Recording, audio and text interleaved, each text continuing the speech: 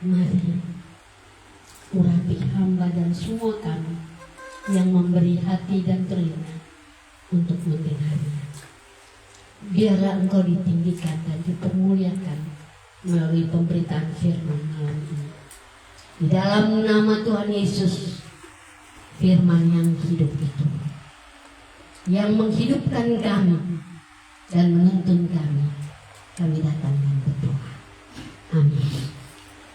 Salam. Shalom. Terima kasih ya Lin.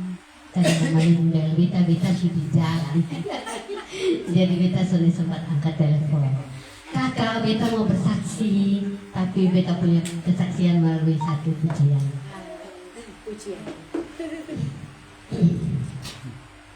Musim akan selalu berganti, tahun akan berganti, bulan akan berganti, hari akan berganti, tetapi kasih setia Tuhan tidak pernah beranjak, tetap abadi. Ini pujian untuk kemuliaan nama Tuhan. Musim akan selalu berganti.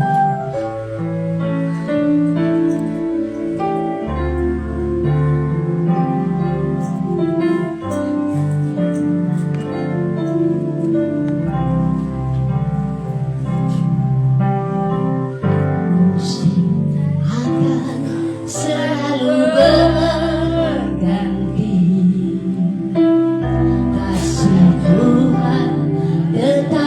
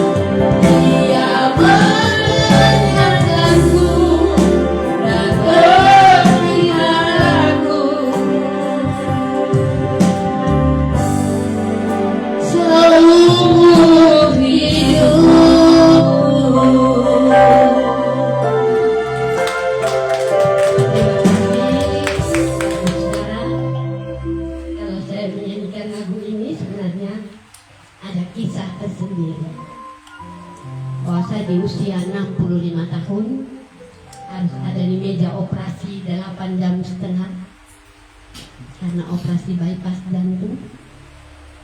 Kemudian saya tidak sadarkan diri, mati 1 hari. Artinya 23 saya dioperasi, 24 malam baru saya sadar. Anak saya pendeta saja dia telepon papanya sambil menangis. Kenapa saya tidak dipanggil kami? Kira-kira mama selamat kok tidak? Karena sudah hari kedua malam baru saya sadar. Lagu ini mengingatkan saya bahwa semua boleh berubah, tapi Tuhan pengkasih itu tidak pernah berubah. Ada yang bilang Mama Dorce ini ambil keputusan dia gila. Soal 65 tahun baru mau dioperasi. Saya bilang saya juga tidak tahu kalau saya harus sakit seperti ini. Tapi waktu dalam perjalanan dari Kupang ke Surabaya, waktu saya kateterisasi, jantung saya tinggal 10% berfungsi. Otomatis saya harus diambil tindakan.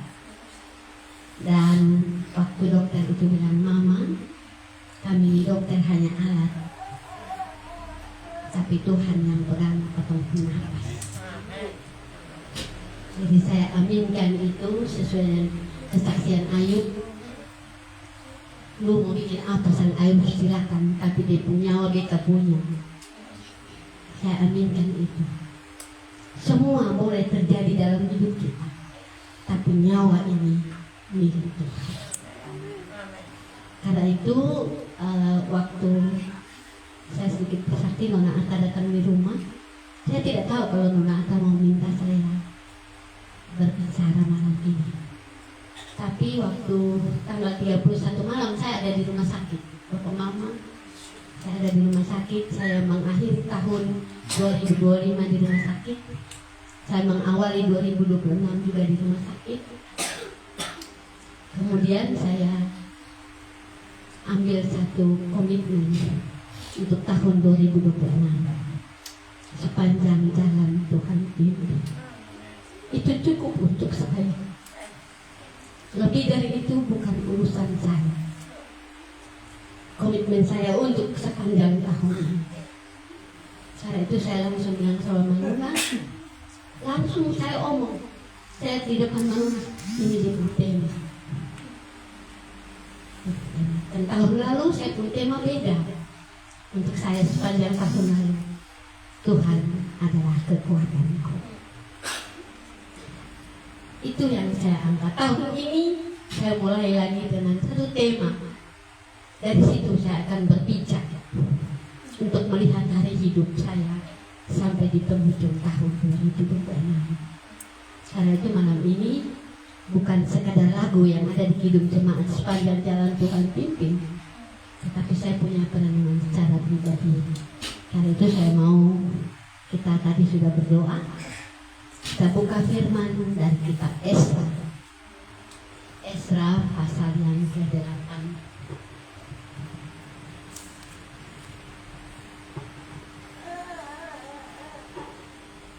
Yang sudah ketemu, saya minta dia berdiri, ambil mic dari saya untuk dia baca. Yang sudah ketemu kitab Esra pasal 8 mulai ayat 30. Sebentar ya, saya minta maaf, saya membuat catatan ada di sini.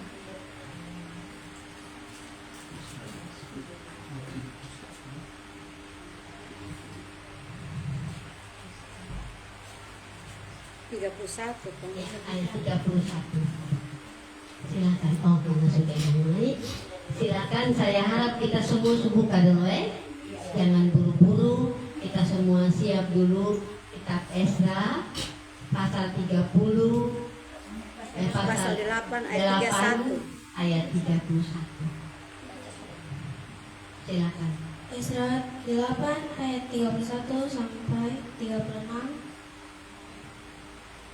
Di bawah perikop tiba di Yerusalem. Kemudian berangkatlah kami dari sungai Ahawa pergi ke Yerusalem pada tanggal 12 bulan pertama untuk berjalan ke Yerusalem. Dan tangan Allah kami melindungi kami dan menghindarkan kami dari tangan musuh dan penyamun. Maka tibalah kami di Yerusalem sesudah kami tinggal di sana selama 3 hari. Maka pada hari yang keempat ditimbanglah perak dan emas dan perlengkapan-perlengkapan itu di dalam rumah Allah. Kami di bawah pengawasan Imam Meremot bin Uriah yang didampingi oleh Eleazar bin Pinehas, dan mereka dibantu oleh Yozabad bin Yesua dan Noaja bin Binui, orang-orang Lewi. Semuanya dihitung dan ditimbang kembali dan jumlah timbangannya dibuka.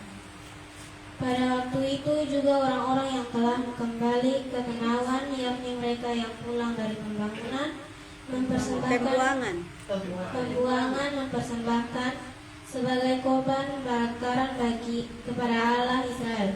Lembu jantan 12 ekor untuk seluruh Israel, domba jantan 96 ekor, anak domba 77 ekor, kambing jantan sebagai korban penghapus dosa 12 ekor. Semuanya itu sebagai korban bakaran bagi Allah Tuhan.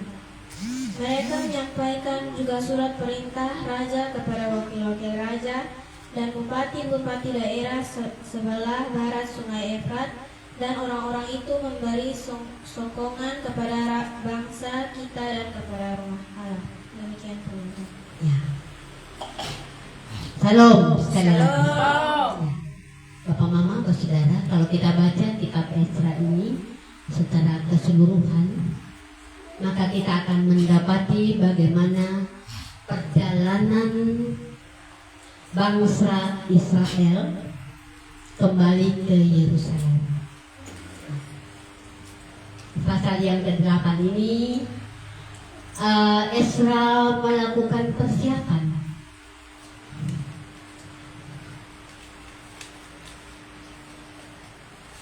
Persiapan itu penting. Betul kok tidak? Kalau kita mau melakukan perjalanan pasti ada persiapan. Dan Esra tidak berjalan sendiri.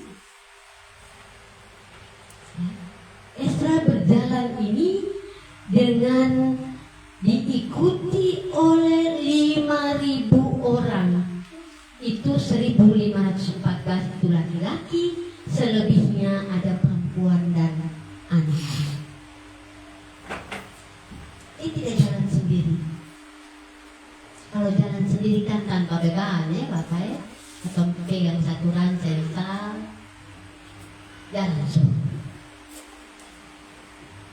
Tapi bagi Esra, dia punya tanggung jawab yang Tuhan berikan kepada dia. Dia harus bawa kembali bangsa ini dari pembuangan di Babel kembali ke Yerusalem.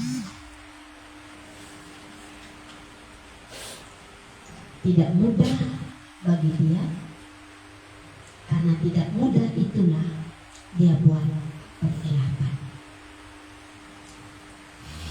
Dia buat persiapan dengan baik, dan sikap hati dari Esra ini berjalan dan bersandar kepada Allah selama 4 bulan perjalanan. Ini 4 bulan ini saya tahu ketemu apa di jalan. Itu tidak akan berhenti. Namanya jalan-jalan terus. Esra sadar bahwa tujuan pulang mereka ke Yerusalem adalah untuk beribadah kepada Allah. Bukan hanya pulang kampung, mau Natal, mau Tahun Baru, atau persiapan kau pulang kampung, bukan. Dia pimpin ini bangsa yang namanya bangsa yang tegar tengkuk, yang tukang bersungut-sungut, yang tukang mengomel, tapi dia persiapkan dengan baik. Kenapa dia mau tuntun ini hampir 5.000 orang ini kembali ke Yerusalem? Dan ternyata di dalam barisan orang-orang yang akan dia bawa itu tidak ada orang Lewi. Biasanya kan orang Lewi itulah yang akan memimpin doa, memimpin puji-pujian. Dan Esra tidak kehilangan akal, dicari orang Lewi untuk ada bersama-sama dengan dia. Daud dan dia menemukan itu dari kaum keluarga Ido yang tinggal di Kasifia. Itu ada di dalam kitab Esra yang kalau kita baca sebelumnya di ayat 15 sampai ayat yang ke-20. Persiapkan dengan baik, tujuannya jelas. Pulang ke Yerusalem untuk beribadah, bukan untuk kita paleung, pipa siar, di mana-mana yang suka-suka sekarang ini minta maaf. Ada banyak termasuk pendeta dong bikin wisata rohani. Itu son ada persiapan, kalau ada duit jadi sudah menjalan sah. Son tahu untuk tujuan di mana. Pidong pi wisata rohani di Bali, jadi beta bilang lagi pendeta dong pi wisata rohani di Bali, pi ketemu patung-patung dong, pi sembahyang di sana apa, ya kan? Betul. Kita mau pulang pi mana-mana persiapan mana-mana, tujuannya apa? Tujuannya ialah orang itu beribadah kepada Tuhan.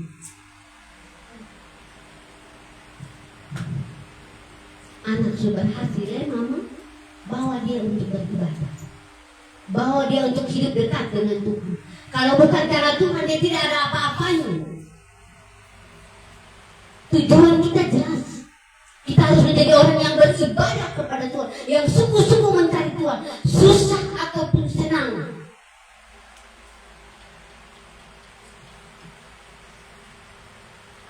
Hal yang kedua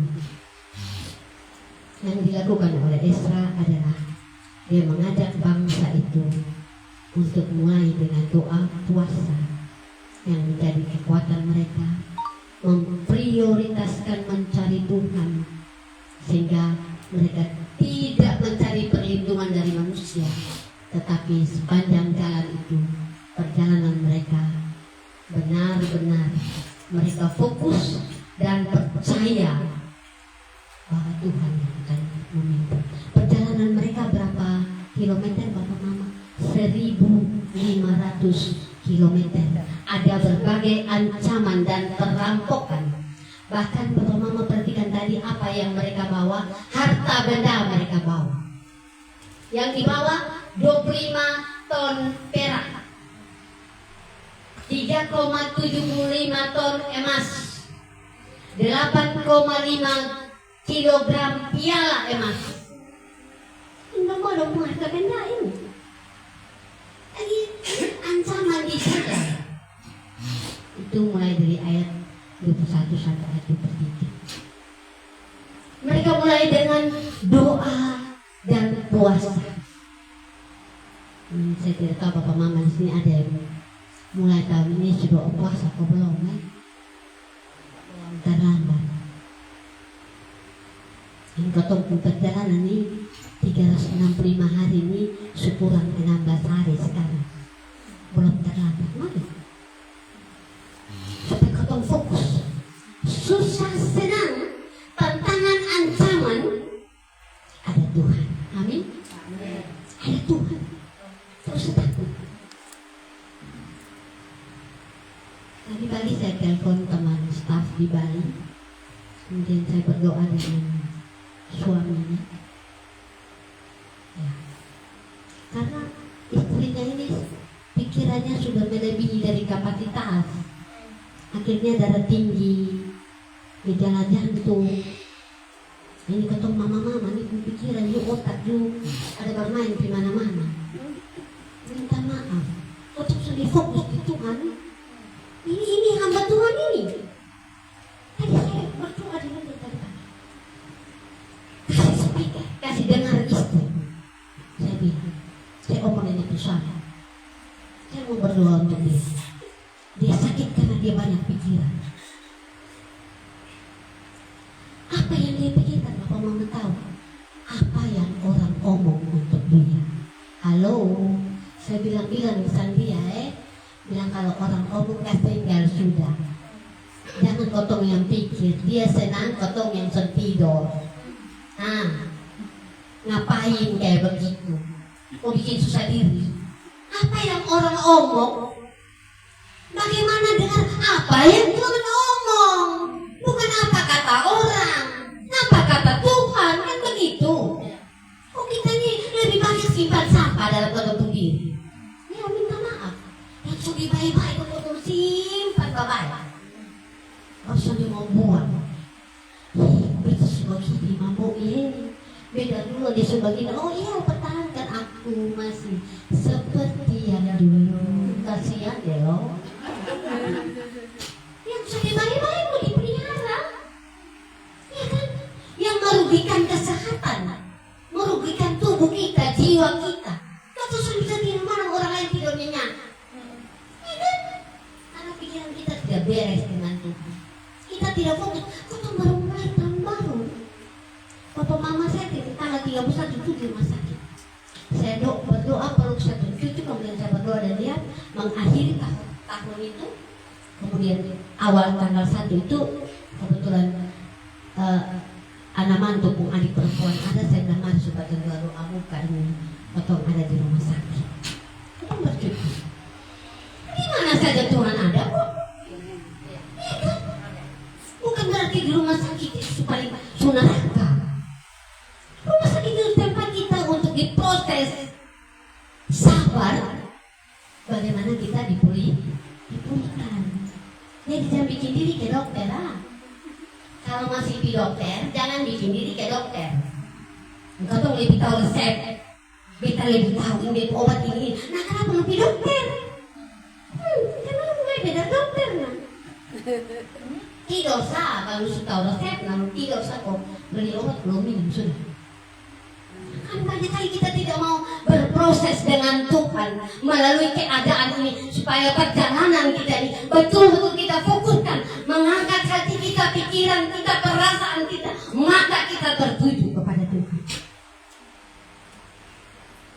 Kita tidak mau diproses, kau mau semua instan. Mama bikin misa kok cepat. Oh iya, instan nah memang cepat. Tidak lagi mau tumis-tumis, taruh bumbu sedikit, balai-balai sedikit, kemudian meresap. Ini balai-balai bumbu, ini sama dia ketulis lebih banyak ancaman, tantangan, persoalan. Kau sudah mau itu, kau yang gampang, jangan gampang. Mie instan sama aku cepat selesai. Ini kan yang terjadi, betul? Kau tidak mau lagi berproses, bagaimana? Kalau kita diproses oleh Tuhan, mari kita belajar. Karena kita sudah mendahulukan Tuhan. Ada doa, ada puasa. Ini ada satu ayat firman Tuhan yang saya mau tanya kepada kita. Siapa yang bergaul akrab dengan Tuhan? Dalam kitab Perjanjian Lama.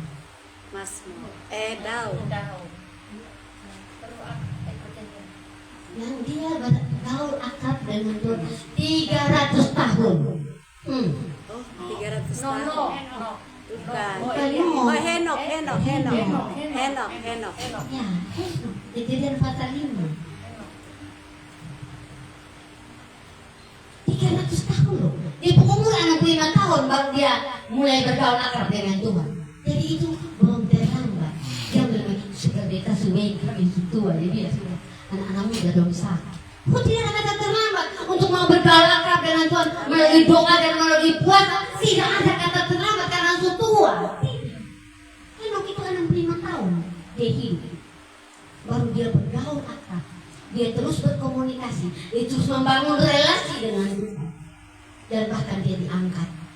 Saya pikir dia sudah bikin susah orang kudu dijaga dari pagi sampai sore sampai ketemu besok lain bagi satu kaki. Ini tidak bikin susah orang. Karena apa? Karena hidupnya sungguh dia taruh di tangan Tuhan. Kalau orang tidak mau bergaul akrab dengan Tuhan, jangan harap dia mau dipimpin oleh Tuhan. Karena dia pikir kita bisa, uang ada. Kalau sakit, bapak mama perhatikan baik-baik. Saya mau bilang, kalau sakit ratusan juta kalau bisa kasih dokter. Tapi kasih Tuhan Allah, itu sisa-sisa. Balik dari Tuhan Allah tuntut. Pernahkah Tuhan tuntut? Tidak. Tapi Tuhan mau kita nih manusia yang berakal budi mengelola setiap berkatnya dengan baik. Kalau bisa kasih di orang lain sampai ratusan juta, kita sudah pernah kasih segitu. Karena kita yang jaga luar berasa.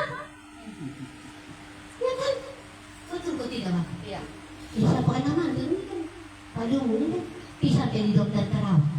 Ratusan juta. Itu sudah setengah M. Hanya untuk kasih basi di otak.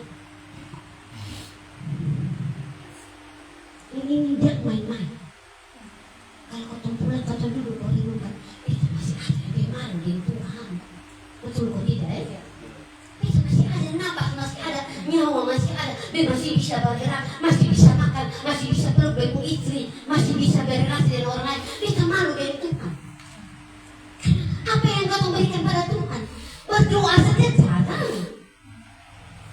Kalau suruh berdoa, aduh, doma. Bukan hanya mobil dan taruh doma, kau pasang bahan baru. Doa itu doma. Ini minta maaf. Bagaimana kita sungguh seperti Esra. Bapak mama saya memang selalu menjadi pendoa sepakat. Ada tukang kerja di depan rumah itu, kalau mama atas lihat ada orang datang di situ bilang begini, mau bangun hotel kok. Saya bilang bukan, Bapak Adi Bung, Bapak suami pun Adi Bung sudah rumah dia bikin lantai 2, tapi di tiang penyangga tuh 15. Kuat sekali. Ataupun tiang penyangga apa? Cuma 1, 2 kasa. Tapi kotong suami kuat, kotong patah-patah di jalan. Betul ke suami? Baca salut di mama kanan, doanya baca sama. Kadang-kadang suka putar ulang-ulang bagaikan mama doa bilang apa. Tapi luar biasa kalau orang tua masih duduk seperti ini dan masih menjadi pendoa. Tidak patah-patah. Tukang kerja saya duduk, saya bilang, Tuhan tolong jangan ada tukang yang celaka. Saya bilang, saya duduk sambil lihat kerja, Tuhan tolong daripada yang celaka. Terus aku anak semua jalan di kampung, pelayanan di kampung, sambil jalan 2 jam, Bapak dari OKG baru sampai di Amarasi Barat sana. Hujan itu, potong berdiri, potong bilang, Tuhan tolong jaga lindung dia dari kendaraan. Nanti sudah melahirkan tuh 3 kali operasi, kekuatan tuh menurun. Tapi dia harus driver sendiri. Itu tidak mudah. Saya dengan Tuhan tolong saya pahami jaga ini. Tanggal 31 Bapak Mama menderita. Dia antar lari bawa betong datang di rumah sakit. Dan dia harus kembali ke kampung lagi. Kan mesti bimbing kebaktian Alkitab. Di jalan lari itu hutan lindung yang panjang itu, ban pecah. Ban pecah di situ dan tidak ada sinyal. Bapak Mama dia bilang begini, Mama tolong doakan beta bisa jalan pelan-pelan sampai ini ban suka robek. Beta harus keluar dari ini hutan supaya beta bisa cari pertolongan. Sampai keluar itu hutan itu, di telepon ibu suami, tolong bantu beta, ban suka robek, ban cerek ada tapi sudah ada yang bantu. Maka ibu suami terima telepon langsung, telepon itu kawan-kawan nasabah yang ada di sana. Do keluar dari dalam gereja kok lari bikin ban di mobil. Jam 9 baru dia pimpin ibadah. Ini pencobaan, anak sudah dibawa dari rumah sakit. Mama pulang lebar bicara baru mendadak. Pencobaan. Tapi saya bersyukur kan dia sudah ada dari kami orang tua. Saya ini sudah kan dia anak tunggal, jadi dia belajar dari saya. Tak usah ribut, tenang, angkat hati, berdoa, pasti Tuhan bekerja. Kadang-kadang kau panik. Baru kau membenarkan diri. Kau memang itu sifat sebegitu. Apa-apa dia melompat sana, lompat sini, lari sana, lari baterai sana, baterai sini. Hai, kau pikir Tuhan ada tuli? Tak usah, duduk manis, angkat hati Tuhan hidup kita ada. Mungkin ada mata saja yang jatuh, tapi Tuhan melihat hati. Tuhan melihat hati kita yang terangkat kepada Tuhan. Daripada kau berdoa kepada Tuhan tidak dengan hati. Amin, bro. Angkat hati kepada Tuhan dengan hati. Daripada kau ngomong banyak tapi tidak dengan hati yang terangkat kepada Tuhan. Ini yang dimaksudkan oleh Esra, bahwa perjalanan 1000 500 kilometer dengan ancaman dan perampokan harta benda yang dia bawa. Dia bilang, mari potong doa Tuhan. Bapak mau suka ini bangsa Israel kan kepala keras, kepala batu Tapi Esra bilang, soalnya ini mau kepala batu, mau apa? Potong modal. Mari duduk dan ketemu beberapa hari di sini ketemu doa puasa. Lu mau menyimpan apa lah? Lebih dari itu Tuhan membimbing. Esra mengajak bagaimana menghargai barang-barang kudus yang akan dipersembahkan kepada Allah. Karena itu dia jaga. Itu ayat 24 sampai 30 tadi yang kita baca. Bapak Mama, kira-kira ketemu di sini biasa berdoa untuk ketemu harta benda kosodo. Biasanya ketemu Tuhan jaga lindung kami, ketemu segala, Tuhan, ketemu Tuhan pimpin. Tidak sampai situ. Esra bawa ini harta benda kepada Tuhan, bawa dalam doa, dan dia tahu itulah dia menghargai barang-barang kudus yang akan dipakai untuk beribadah saat mereka tiba di Yerusalem. Saya sedikit bersaksi waktu saya punya anak sekolah di Salatiga, dia beli laptop. Saya bilang sama dia, agak itu laptop boleh charge tapi jangan pakai. Ya, kenapa Mama? Bawa nasab dulu ke gereja. Minta Tuhan. Malam berdoa, pegang itu laptop, Tuhan lindungi supaya sepanjang lu studi ini laptop sudah boleh rusak. Bawa nasab. Aku pakai tiap hari. Kalau rusak atau sakit kepala. Betul kan? Waktu kami beli motor, ada orang yang, ada mitra saya datang di rumah. Mama Lucy, kenapa ini motor masih parkir di rumah? PTH belum ada. Saya jawab sederhana, ketemu belum urus. Tapi saya benarnya ketemu sementara. Bawa nasar juga pada Tuhan. Supaya motor ini Tuhan jaga sepanjang kita pakai, tidak celaka, tidak ada masalah. Biasakan itu dengan anak-anak. Biasakan itu. Itu potong harta benda itu Tuhan anak pembarangan. Betul atau tidak? Kita hanya dititipkan. Kenapa? Sananya titip. Betul atau tidak? Nah pasti Tuhan anak punya, hanya titip untuk kita. Termasuk barang-barang kita, harta benda kita, itu milik Tuhan. Jangan lupa tumpang tangan, doa tumpang tangan, doa di keyboard. Tuhan kasih dia umur panjang, kita bisa melayani terus di keyboard. Karena ini harta benda ini Tuhan Allah punya. Hanya titip saja kau pakai untuk kemuliaan Tuhan. Amin. Kalau punya mobil, kalau punya motor, punya apa tak? Bicara dulu sebelum pakai. Supaya Tuhan yang melindungi seperti Esra. Dia menghargai barang-barang kudus itu. Karena dia bawa, dia tahu barang-barang ini akan digunakan untuk ibadah kepada Tuhan. Dia ajak itu orang-orang Israel.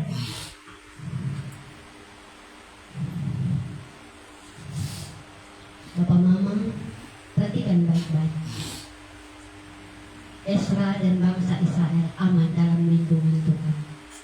Menempuh perjalanan 4 bulan dan tiba dengan selamat di Yerusalem. Kemudian mereka mengambil waktu beristirahat 3 hari dan mereka masuk dalam persiapan untuk ibadah syukur. Itu pasal 8 ayat 31 sampai 36.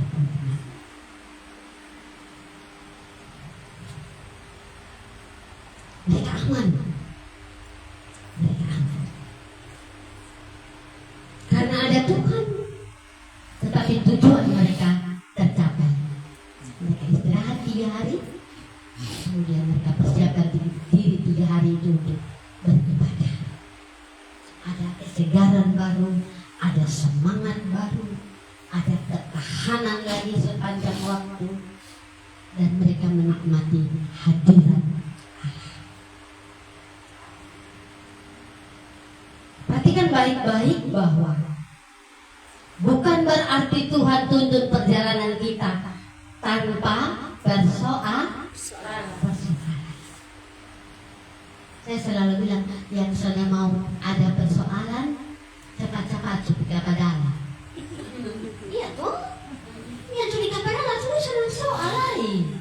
Mau soal dari tetangga juga tidak, mau soal kakak adik juga tidak. Panjang ini.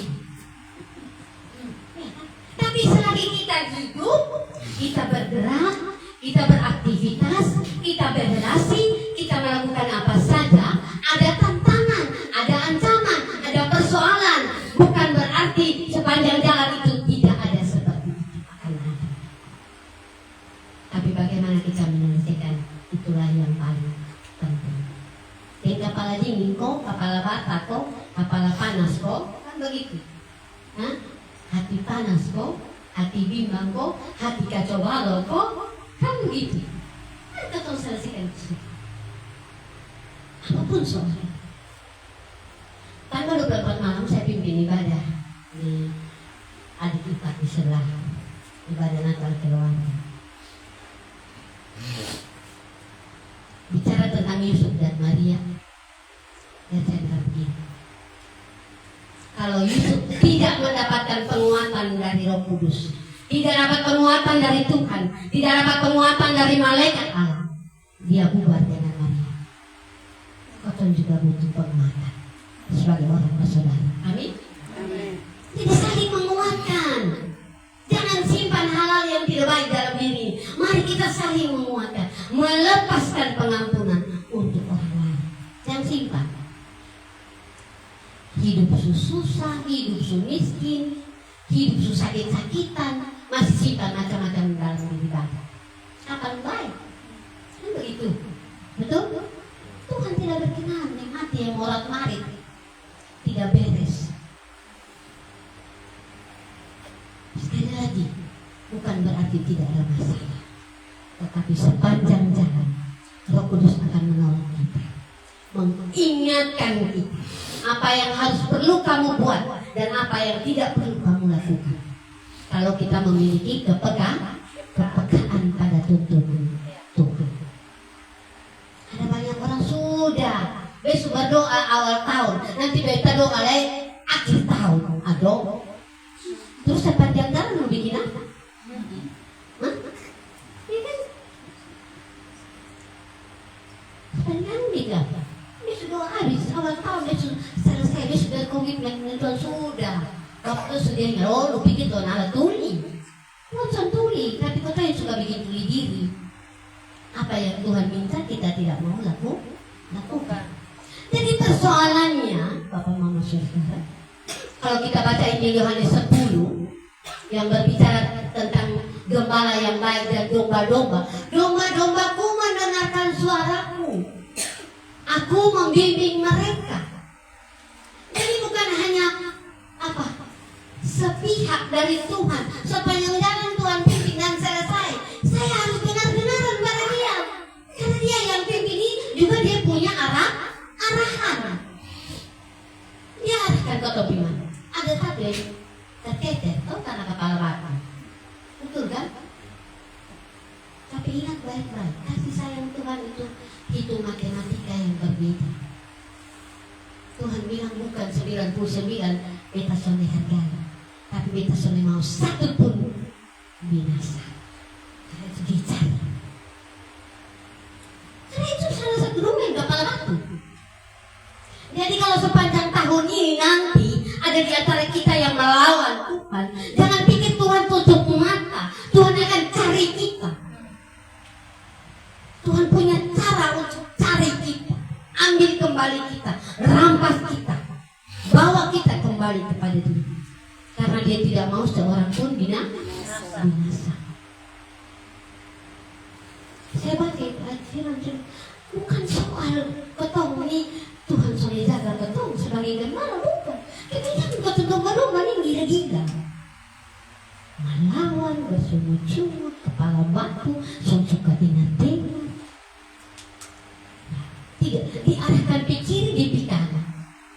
Padahal dia seperti jalan di depan, betul kan? Gembala sudah berjalan di depan, dia minta kita ikut dia. Kau tahu lu jalan supaya beta juga bisa aku berpunjang. Begitu. Kebanyakan dari kita seperti itu toh. Tuhan omong, itu zamannya Tuhan yang sekarang seperti baru lu mau siapa pimpin. Kalau mau Tuhan pimpin ikut arahan dia, amin. Jangan melawan. Yakin bahwa tuntunan Allah sempurna. Orang Israel yang lahir di Babel kembali ke Israel karena Allah menyertai hidup mereka. Dan Allah menolong mereka menghadapi semua tantangan dan kesulitan karena Allah Immanuel. Mari kita kembali bertanya, bisakah tahun ini sepanjang jalan Tuhan bimbing saya? Itu cukup. Bapak mama nyawa ini berharga. Kalau nyawa senang ada tuh bisa buat apa-apa. Jadi kalau kau masih bisa bernapas, Tuhan terima kasih. Bilang terima kasih di dunia. Jangan jadi anak-anak yang kurang ajar. Kasih hidup tapi kepala batu. Bikin diri ke Tuhan Allah, bikin diri ke hebat-hebat. Anggap Tuhan sudah ada. Dari kita perilaku ini. Ya. Mari kita belajar. Masih ingat cerita tentang orang yang kerasukan tiga darah karena ada babi-babi? Masih ingat? Bapak mama pikir Tuhan sudah perlu itu babi-babi. Tuhan perluan. Tapi Tuhan lebih perlu satu orang itu diselamatkan. Jadi kau jangan salah mengerti bahwa babi-babi itu sangat penting untuk Tuhan. Jangan. Tuhan utamakan manusia yang adalah milik kepunyaannya. Dan dia mau kita aman dalam perlindungan dia. Karena dia Allah Immanuel. Tuhan memberkati kita sekalian dengan firman-Nya. Saya mau kita menyanyikan lagu Sepanjang Jalan Tuhan Pimpin. Saya kasih tahu itu lagu satu ayat. Ya toh, semua suara lah. Baru saya sepanjang jalan Tuhan pimpin. Ya, itu cukup baru bagiku. ya. Kita beri itu. Kasih berdoa Tuhan, terima kasih. Itu ada di Kidung 5. Berdoa. Ya.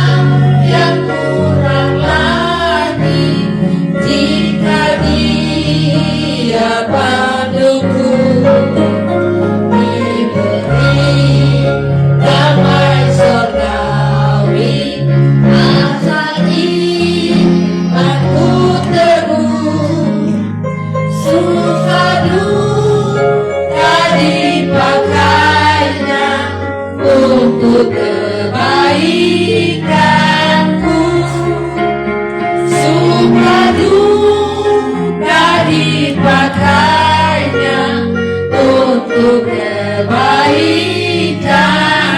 Ayat yang ketiga. Di jalan ku nyata sangat, oh itu yang mesra, tidak ikan bercoba di mana yang bakar. Jika jiwaku membumbung meninggalkan dunia, ku nyanyikan tak hentinya kasih dan pimpinannya. Ku nyanyikan tak hentinya kasih dan pimpinannya. Kita berdoa. Terima kasih. Janjimu malam ini Kau Allah iman kami akan menuntut perjalanan iman kami sebagai orang percaya di tahun 2026. Kami menyadari bahwa kami tidak mampu, tetapi kami percaya kami punya Tuhan yang mampu.